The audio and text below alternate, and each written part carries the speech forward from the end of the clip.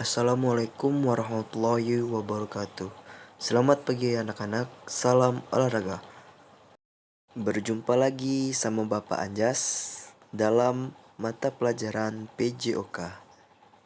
Bagaimana kabar kalian semua? Semoga baik-baik saja dalam lindungan Allah Subhanahu wa taala. Baiklah, pada hari ini kita akan belajar tentang start dan pembalikan renang. Yang sebelumnya kita sudah belajar tentang teknik-teknik dasar renang dan gaya-gaya yang ada di renang.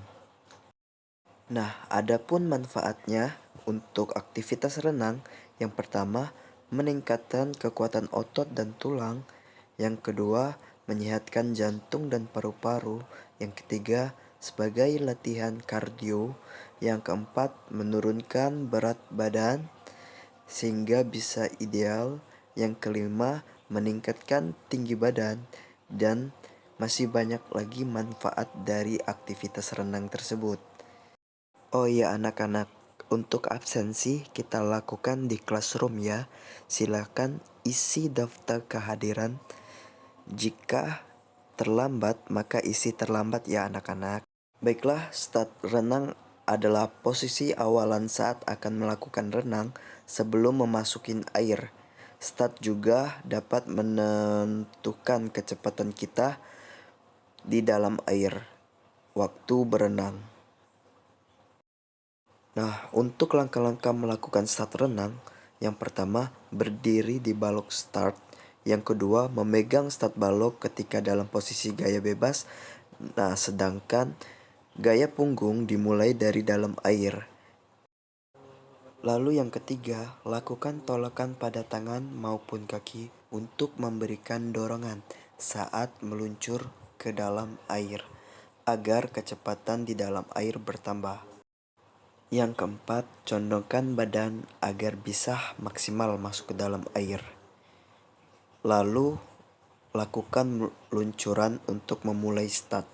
Biasanya, start balok itu hanya digunakan untuk gaya bebas. Sedangkan gaya punggung dilakukan di dalam air dan langsung meluncur. Nah, untuk teknik keduanya itu memiliki kebedaan. Nah, di sini Bapak akan menjelaskan perbedaannya. Nah, untuk gaya bebas bisa dilihat dari gambar tersebut bahwasanya dorongan dari gaya bebas ini terletak pada balok tangan dan kaki untuk menciptakan dorongan pada start gaya bebas. Biasanya tangan menjadi dorongan untuk start gaya bebas tersebut karena tangan terletak pada balok start. Nah, untuk gaya punggung, kaki dan tangan memegang tiang balok di bawah. Lalu kaki dinaikkan setara dengan tangan sebelumnya untuk melakukan start.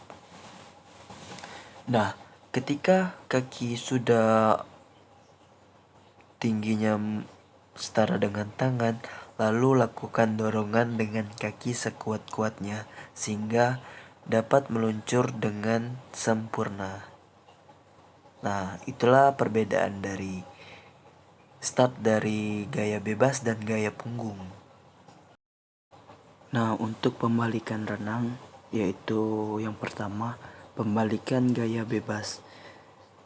Pembalikan gaya bebas memiliki dua macam, yaitu pembalikan biasa yang biasa digunakan untuk pemula.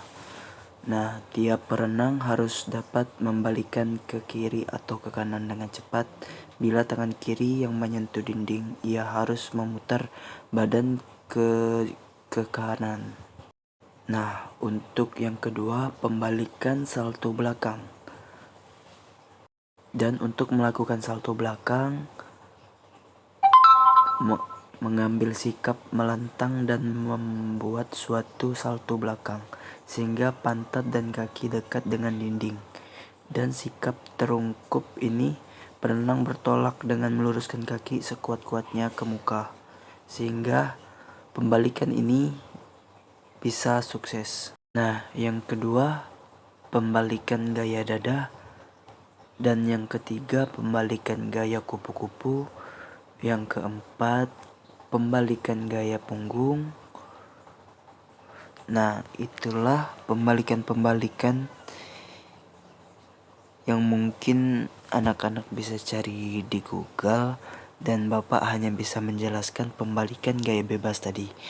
Nah, untuk gaya ketiga itu menjadi tugas bagi anak-anak untuk di rumah, yang akan dikirimkan melalui kelas room ya, untuk pengumpulan tugasnya.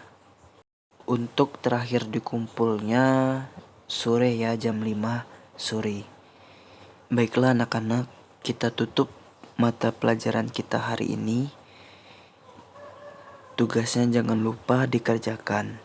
Nah, untuk menutup mata pelajaran hari ini, alangkah baiknya kita berdoa menurut agama dan percaya masing-masing, agar ilmu yang disampaikan dapat diterima dengan sebaik-baiknya dan bermanfaat. Berdoa mulai. Berdoa selesai. Terima kasih anak-anak. Semoga apa yang dipelajarkan berkah. Assalamualaikum warahmatullahi wabarakatuh.